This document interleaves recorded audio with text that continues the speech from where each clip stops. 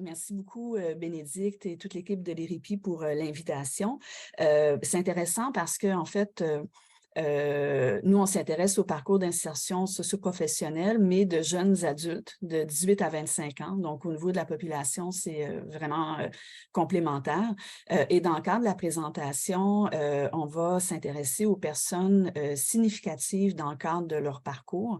Et on parle vraiment, pour nous, d'insertion socio-professionnelle parce que vous allez voir l'étude, l'emploi, mais c'est aussi un parcours de vie, un moment très particulier où il y a vraiment une transition importante, où est-ce qu'on se développe aussi, aussi comme jeune. C'est une recherche qualitative. On a réalisé des entrevues. On a rencontré plus de 25 jeunes adultes d'immigration récente depuis arrivés au Québec depuis moins de 5 ans, en particulier à Montréal. Et puis également, on a rencontré une dizaine d'intervenants qui les accompagnent. On va vous présenter un peu plus tard un peu plus de contexte et de méthodologie. Et puis, c'est ça, on tient à remercier toutes les instances, les acteurs qui ont participé à un moment donné ou à un autre de la recherche, sans qui le projet n'existerait pas. Le CARI Saint-Laurent, Carrefour Jeunesse Emploi Bourassa-Sauvé, la Commission scolaire Marguerite Bourgeois, la Table de quartier Montréal-Nord et le Centre social d'aide aux immigrants, ainsi que le CCPI. Donc, et puis on est une équipe de chercheurs, équipe d'assistants. Je n'irai pas dans les détails, mais je tiens à remercier tout le monde. Alors, une fois le contexte et la méthodologie présentés, pour vous situer un peu le fil directeur, on va vous présenter des parcours diversifiés quand la trajectoire migratoire croise la trajectoire professionnelle, où les jeunes se retrouvent finalement à un carrefour de vie unique. Je tiens à préciser tout de suite qu'on a rencontré des jeunes d'une diversité de statuts d'immigration. On l'a vu avec le petit vidéo précédent, il y a beaucoup de migrants sur un statut temporaire, donc pour nous, c'était aussi important d'avoir leurs expériences, leur point de vue. On va parler des défis, on va parler d'accès aux ressources pour soutenir leurs projets. Donc, il y a des personnes significatives qui les soutiennent, que ce soit pour les services formels ou le réseau informel. Donc, vraiment en continuité avec ce qui a été présenté. Et on termine avec quelques recommandations ou pistes d'action prometteuses issues de la recherche. Mais je tiens à dire que on est vraiment dans des démarches préliminaires. On n'a pas terminé le terrain, pas terminé les analyses. Donc, je vous demande une certaine ouverture et une tolérance. On n'est pas encore au bout de nos idées. Alors, il y a certains éléments qui sont encore préliminaires. En termes de contexte, c'est vraiment juste pour nous situer, mais j'ai vu plusieurs d'entre vous être des intervenants. Donc, ce sont des éléments plus en guise de rappel. On a vu évidemment le contexte d'immigration. Le visage de l'immigration au Québec a changé de façon drastique. On parlait, j'ai vu des statistiques dernièrement de plus de 300 000 migrants sur un statut temporaire. Parmi ceux-là, plus de la moitié sont des étudiants internationaux. Donc, une diversité de statuts d'immigration temporaire avec aussi parfois un passage obligé vers la résidence permanente à travers une diversité de statuts d'immigration temporaire, ce qui amène parfois aussi une difficulté à se projeter dans le futur quand on ne sait pas si on va rester ou partir. Ça peut être une ressource autant que ça peut être un défi. Au niveau des trajectoires d'insertion socio-professionnelle de jeunes adultes, ils se situent vraiment à des moments clés où il y a vraiment un développement. On a des choix d'études à faire, on se projette dans l'avenir et puis aussi, il y a toute la vie aussi avec le principe d'émancipation, avec aussi une identité qui est en formation. Pour les jeunes adultes aussi, et particulièrement pour les personnes immigrantes, la migration peut représenter une scolarité en continuité, mais parfois en discontinuité, c'est-à-dire que la migration peut représenter aussi une rupture au niveau des études, voire parfois une déqualification. Aussi, les jeunes adultes, mais aussi jeunes adultes d'immigration récente vont avoir de façon un peu atypique le cumul d'emploi, études, travail à temps partiel, et puis avec tout le contexte du marché du travail, qui requiert une certaine flexibilisation, bien, il y a une précarité qui devient presque une normalité bref, j'irai pas plus dans, j'imagine ça doit résonner pour vous. Et puis aussi, ce qui est particulier, c'est que leur trajectoire traverse des espaces nationaux, tout comme aussi le réseau de soutien, comme on le verra un peu plus loin. Donc, ce qui a amené à se poser des questions aussi comme chercheur. On a vu pour les jeunes adultes qui arrivent à Montréal, soit en accompagnant leurs parents, soit en développant leur propre projet, ils se retrouvent à l'interface de différents services qui peuvent parfois fonctionner en cohérence, mais pas toujours. Et nous, c'était vraiment d'explorer d'une part quels sont leurs parcours, quelles sont la diversité de leur expérience, quels sont les conseils qu'ils reçoivent finalement pour s'orienter dans le choix d'études sur le marché du travail et quelles sont les différentes ressources de soutien qu'ils reçoivent. Mais vraiment, pour nous, les ressources de soutien, c'est important aussi de le voir de façon large. Ça peut être autant une institution, ça peut être autant l'école, un conseiller en emploi d'un organisme communautaire que les amis, la famille qui vont les orienter. Et nous, vraiment, ultimement, c'était de voir quelles sont leurs expériences d'utilisation aussi des ressources pour ultimement voir de quelle façon on peut mieux les soutenir pour répondre à leurs besoins. Donc, ce qui nous amène, et là, je vais laisser la parole à Marianne qui va présenter un peu le profil des personnes immigrantes qu'on a rencontrées. Es-tu prête, Marianne? Oui. Alors, donc on a fait un terrain qui a débuté en octobre 2021 et qui est en train de se terminer là actuellement. On fait les dernières entrevues. On a eu la chance de rencontrer 26 jeunes d'immigration récente. On avait un objectif d'environ 25, donc on continue à finir les dernières petites entrevues. Et on a aussi rencontré 11 intervenants. Et c'est important de noter, donc pour un total de 37 personnes. Et c'est important de noter que ce projet, il est bonifié par un autre projet qu'on a fait dans Continuité à Montréal-Nord. On a rencontré donc 10 jeunes et 23 intervenants sur à peu près les mêmes questions. Donc, si je présente les statuts d'immigration, on voit une vraiment belle diversité, des gens temporaires, des gens au statut permanent. Et ce qu'on voulait flaguer, c'était qu'il y a au moins 8 personnes de ces jeunes qui sont passées par de multiples statuts, au moins parce qu'on n'a pas encore fini les analyses. On a certains passages de statut précaire à permanent, etc. Un autre élément intéressant, c'est que beaucoup, trois, sont venus en tant que dépendants de leurs parents. Donc, ce n'était pas eux qui ont fait toutes les démarches, mais qui sont venus un peu en accompagnant leurs parents. On voulait aussi flaguer les régions d'origine. Donc, on a eu la chance de rencontrer un panorama assez complet, donc avec 6 personnes d'Europe, 6 personnes du Moyen-Orient, 4 personnes d'Afrique subsaharienne, 4 personnes d'Afrique du Nord, 3 personnes d'Asie du Sud, 2 personnes d'Asie latine, et Australie et Asie de l'Est. Donc, on a eu un panorama un peu complet. On a aussi des sociodémos un peu plus complets, mais dans le temps qui nous reste, je voulais parler de niveau scolarité actuel et terminé et l'occupation au moment de l'entretien. Donc, en termes de l'occupation en ce moment, on voit que du niveau scolarité actuel, il y a 8 personnes au niveau primaire ou alpha, 4 personnes au cégep et le reste, la balance, sont à l'université. Et c'est normal parce que ça correspond à l'âge. 18-25 ans, c'est l'âge qu'on est un peu à l'université. Et en termes de l'occupation au moment de l'entretien, on voit que beaucoup de personnes cumulent les études et l'emploi. Beaucoup, la majorité, enfin beaucoup, sont en études à temps plein et travaillent à temps partiel. Il y en a qui cumulent des emplois à temps partiel car ils n'arrivent pas à trouver à temps plein.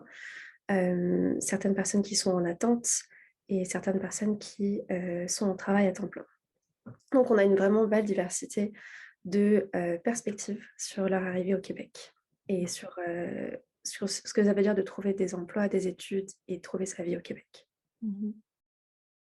Et c'est ça, comme toute recherche qualitative, on ne vise pas une représentativité, mais vraiment une diversité d'expériences. Puis peut-être que j'ajouterai en complément de Marianne que la moitié de ces jeunes adultes qu'on a rencontrés avaient un membre de leur famille présente à Montréal. Ça peut être la famille proche ou élargie, tandis que la moitié était arrivée seule. Donc pour nous, c'est aussi une information importante. Alors, Maintenant, on va vous présenter vraiment quelques résultats. Vous allez voir, quelques fiches vont être un peu plus chargées, mais c'est surtout pour que vous puissiez avoir une trace de la richesse du projet. On va vous présenter dans un premier temps un peu leur parcours, les défis, et puis Marianne va également vous parler des ressources significatives du point de vue des jeunes qui ont été rencontrés. Et on termine avec donc recommandations et pistes prometteuses. Donc, se projeter dans l'avenir pour un jeune adulte, je les appelle jeunes, mais c'est des jeunes adultes, donc c'est parfois complexe. Ce qu'on constate, c'est qu'il y a une diversité de conseils qui peuvent être reçus autant à Montréal, au Québec, qu'aussi au niveau transnational. Donc, ce qui peut amener parfois des idées fantastiques parce qu'il y a un certain ancrage, mais des fois, peut-être certaines visions différentes parce que la vision de la profession varie parfois selon les régions du monde. Par exemple, travailleur social au Québec, ce n'est pas les mêmes réalités professionnelles que des travailleurs sociaux au Liban, en Colombie, en Haïti. Donc, parfois, les visions de la profession peuvent moduler finalement les choix professionnels. Il y a également les choix professionnels qui sont faits parce qu'on a des capacités financières ou des charges familiales qui vont faire que parfois on est obligé de reporter les projets ou parfois ce n'est pas nécessairement un choix. Donc, travailler, on l'a vu avec la présentation précédente, travailler peut représenter une pause en fait parfois sur les projets professionnels qui sont reportés. Le soutien de la famille est hyper important, mais peut aussi représenter une pression. Donc, les liens sociaux peuvent représenter autant une ressource qu'une contrainte. Et on l'a vu au niveau des jeunes rencontrés, s'il y a de la pression familiale, qui peut être une pression positive à certains moments, mais parfois, ça peut être, on a besoin de travailler pour aider à payer le loyer aussi, par exemple. Et puis, il y a certains choix aussi qui sont faits selon la durée des études. Et puis, à ce niveau-là, le statut migratoire, puis on va l'élaborer un peu plus loin, là, va vraiment limiter le monde des possibles. Pour vous donner un exemple de toute cette complexité-là, par exemple, on a rencontré Laura, qui est de Colombie, qui est arrivée sur un visa de touriste. Et ensuite, elle était étudiante dans un collège privé parce que c'était en fait ce à quoi elle avait accès, c'était une durée d'études courte. Elle était intéressée par la formation, mais c'était aussi une question économique qui modulait son choix. Et puis, elle avait vraiment l'espoir de pouvoir s'établir durablement. Et puis, elle reçoit souvent des appels de sa grand-mère en Colombie qui lui dit, quand est-ce que tu trouves un travail? Il faudrait que tu fasses venir ta petite sœur, ta nièce. Et puis, le rêve, c'était vraiment qu'elles se retrouvent ensemble et puis qu'elles puissent vivre au Canada, finalement. Alors, au téléphone, sa grand-maman lui demande régulièrement, alors, quand est-ce que tu termines tes études? Quand est-ce que tu commences à travailler pour faire venir la famille? Donc, c'était vraiment juste pour vous donner un peu une illustration de comment le soutien, la pression, le statut migratoire, le choix des études peut aussi être modulé par, en fait, par la vie, par la vie en général. Ce qu'on constate aussi, puis je tiens parfois comme chercheur, on mentionne beaucoup d'éléments comme négatifs, les défis, mais les jeunes qu'on a rencontrés ont aussi plein de projets, puis de l'énergie, puis il y avait vraiment des belles choses. Je ne sais pas, Marianne, si tu veux les dire. Oui, donc j'ai eu la chance d'en parler à beaucoup de ces jeunes et c'était vraiment très inspirant de voir à quel point ce qui sortait des entrevues, c'était pas la difficulté, la tristesse, c'était cette idée d'aller de l'avant et d'accomplir ses projets. Donc Marwa qui disait qu'elle voulait être dentiste, puis elle disait que c'était pas possible en tant que femme voilée, mais qu'elle voyait les autres personnes dentistes et qu'elle disait: «Oh mon Dieu, peut-être que moi aussi je peux faire ça». Pareil, Myriam qui voulait se lancer dans l'entrepreneuriat et qui se dit qu'elle peut y aller. Khaled qui dit qu'il veut se construire une vie, qu'il veut se faire des économies, qu'il a lancé un restaurant puis qu'il est capable de faire tout ça.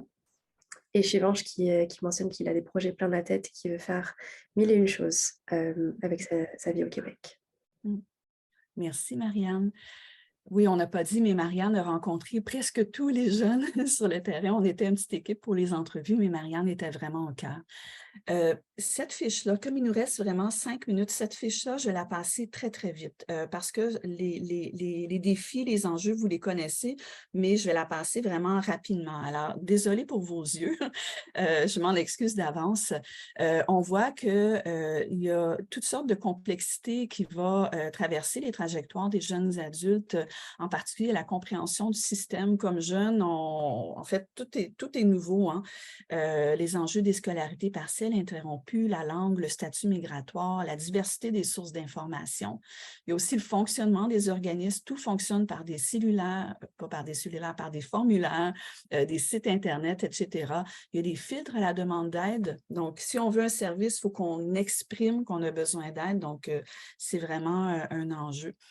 Et puis, ben, toutes sortes d'autres enjeux comme santé mentale, trajectoire d'exil, isolement social, et puis particulièrement aussi le croisement de difficultés qu'on met tout ensemble, santé, précarité professionnelle, précarité résidentielle, insécurité alimentaire, etc. Et tout ça amène finalement 3 enjeux transversaux qu'on a constatés.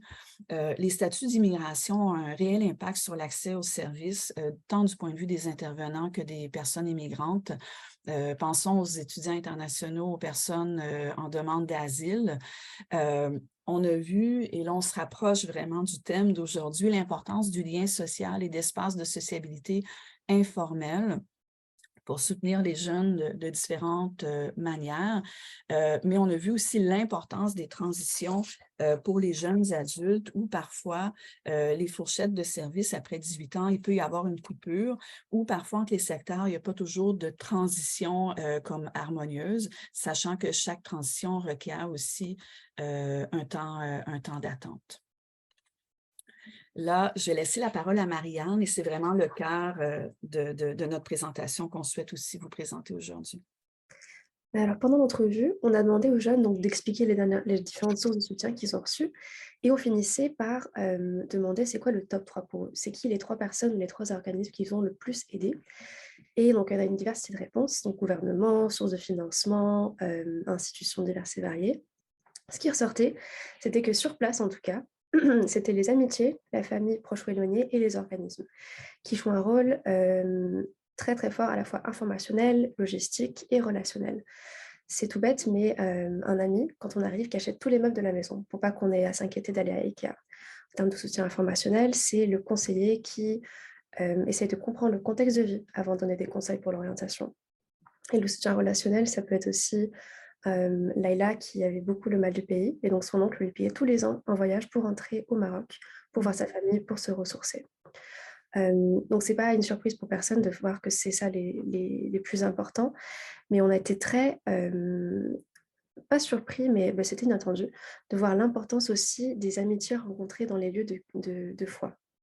Donc pareil pour tout ce genre de soutien à la fois logistique, informationnel et relationnel. Donc outre le sentiment de se sentir accueillir et chez soi, même ailleurs, il y a aussi, c'est à l'église par exemple, où on donne son CV pour trouver des élèves quand on est prof de musique.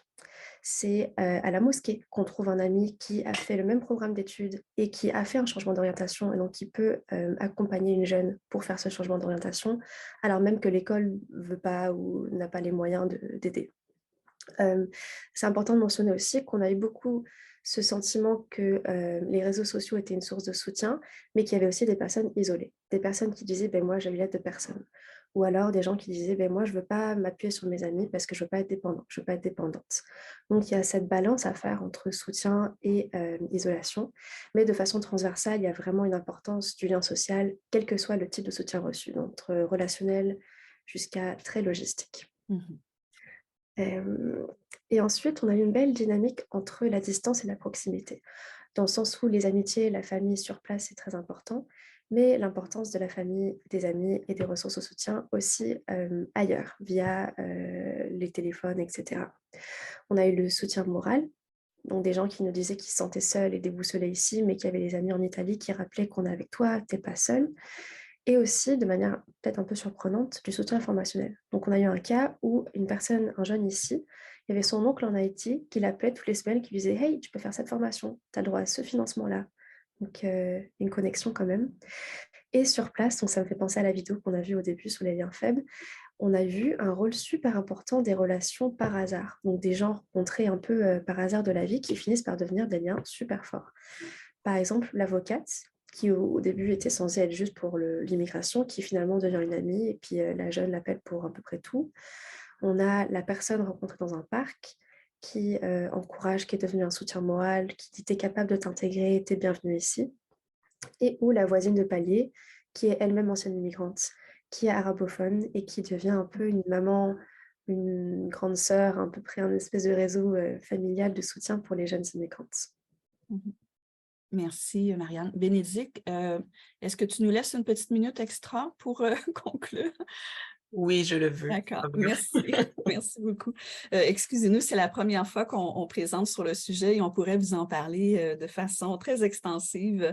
Mais on voulait comme terminer sur une note un peu positive. Donc, je vais passer vraiment rapidement sur 2 fiches et je vais simplement pour qu'on mette l'accent sur les éléments facilitant aussi les expériences positives des jeunes adultes rencontrés. Donc, ce qu'on a vu, c'est vraiment toute l'importance des personnes significatives qui croisent leur route et on leur demandait quelles sont les personnes significatives. On ne nomme pas l'école, mais on nomme le professeur. Donc, on voit vraiment l'importance de cette figure-là qui peut accompagner.